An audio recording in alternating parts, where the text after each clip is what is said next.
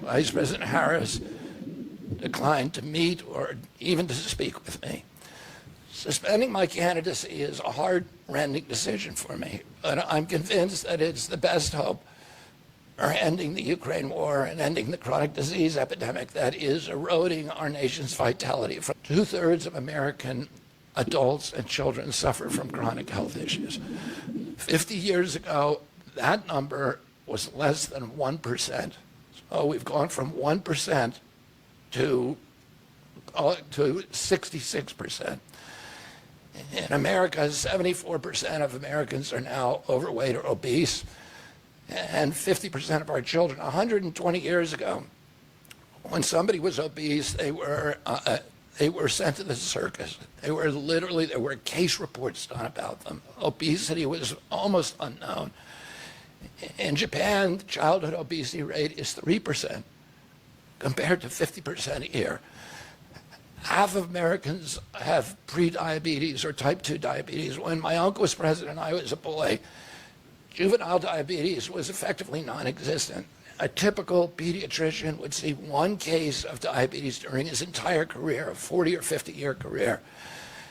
Today, 1 out of every 3 kids who walks through his office door is diabetic or pre-diabetic. And this is a crisis that 77% of our kids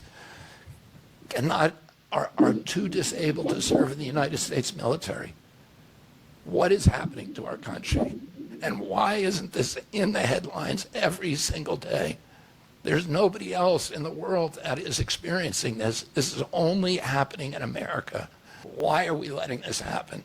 Why are we allowing this to happen to our children? These are the most precious assets that we have in this country. How can we let this happen to them? About 18% of American teens now have fatty liver disease. That's like 1 out of every 5.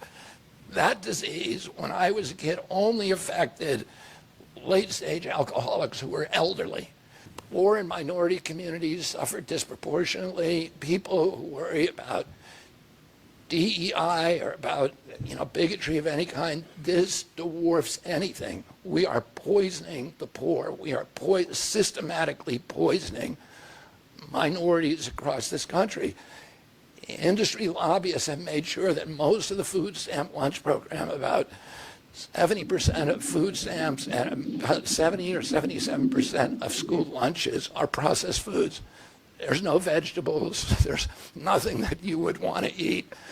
We are just poisoning the poor citizens, and that's why they have the highest chronic disease burden of anybody, any demographic in our country, and the highest in the world. I watched generations of children get sicker and sicker. I had 11 siblings, and I had 7 kids myself.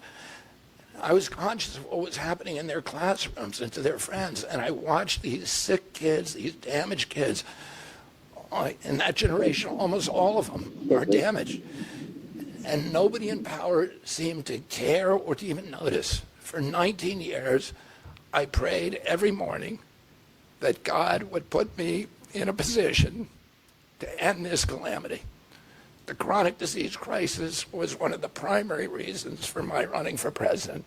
Ultimately, the only thing that will save our country and our children is if we choose to love our kids more than we hate each other.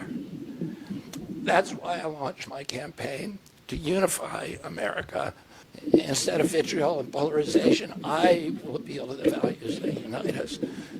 The goals that we could achieve if only we weren't at each other's throats. The most unifying theme for all Americans is that we all love our children. If we all unite around that issue now, we can finally give them the protection. Yes, that's right. We can finally give them the protection the kids deserve, and the adults. We got to do what we can to make America healthy again, and that means getting Trump elected and RFK Jr. in a position where he can take down big ag and big food and big pharma. Pray for this nation. Pray for our health. God bless. God loves you, and I love you.